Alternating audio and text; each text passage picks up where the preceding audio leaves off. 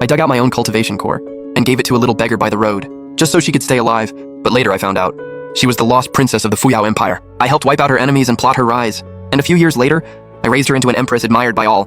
But the first thing she did after taking the throne was order me expelled from the empire. When I heard the news, I went to Fuyao Hall. There, above everyone else, sat Empress Nangong Fuyao, and beside her was another man. His name was Xiao Wuchen. He was the most gifted young talent in the Fuyao Empire, a top prodigy born with the supreme bone. I looked at her and met Nangong Fuyao's gaze. Xiao Ran colluded with a foreign race and plotted rebellion. He should have had all 9 generations of his clan executed, but considering his past service, I will show him mercy. He is hereby expelled from the Fuyao Empire. Even when the decree first came out, I already had a feeling this was coming, but hearing it come from her own mouth still hit me hard. What? Are you questioning me? Her imperial aura burst out at once. Looks like you really don't need me anymore. But those words stabbed deep into the Empress's heart. She was an Empress whose word was law, not some little girl who needed protecting. She didn't want anyone to know that the mighty Empress of Fuyao once had such a miserable past, and she couldn't stand that behind all her success stood someone like me, especially now that I was just a cripple. Sure, you've done a lot for the Empire, but don't think too highly of yourself. Right now, my court is full of talent. I don't need you. I looked at the now strange Nangong Fuyao, and for some reason, my heart grew calm instead. If that's what you want, then so be it. With that, I turned and walked away.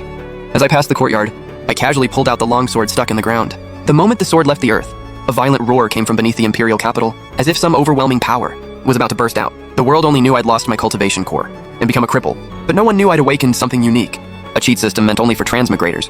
With that system, in just 20 short years, I reached a level of cultivation beyond what anyone could imagine. At that level, I wasn't all that interested in getting stronger anymore. I stayed in my little patch of land, and every now and then I'd head underground to mess with those 2 monsters for fun.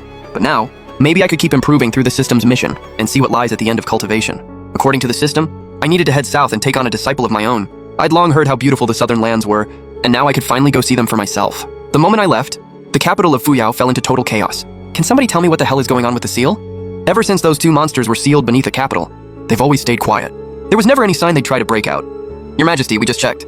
We didn't find anything wrong with the seal. Send people to reinforce it at once. Keep a close watch on the underground movement. The second anything happens, report to me immediately. After issuing a string of orders, Nangong Fuyao finally returned to Fuyao Hall. For some reason, she'd been feeling restless these past 2 days. A few days later, I stood alone atop a mountain peak, staring out at the distant view. Man, the world outside really is beautiful. Just as I was sighing, several figures rushed over from afar. Leading them was a young girl in a long dress. Brother Xiao, why'd you come all the way out here by yourself? After leaving the Imperial City and traveling a few hundred miles, I ran into Liu Ye and the others on the road. We got along really well, so we decided to travel together. Brother Xiao, be careful. There are demon beasts in these mountains. If we run into a strong one, we might not be able to protect you. I smiled a little and accepted her kindness. Then we kept moving. As time passed, the news that I had been expelled from the Fuyao Empire slowly spread. At that moment, inside the Barbarian kingdoms. What, you're saying that demon was kicked out of the Fuyao Empire? This just came back from the imperial capital. It's absolutely true. Bullshit. No way Nangong Fuyao is stupid enough to do something like that.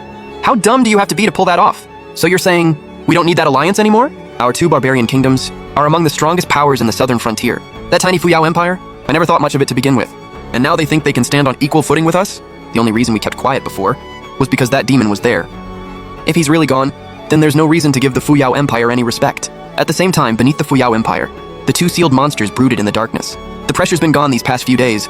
If I'm right, he took that sword away. Without that sword, these flimsy chains and the suppression above us won't hold us much longer. But what does he mean by this? Once that sword is gone, we can break the seal in one shot.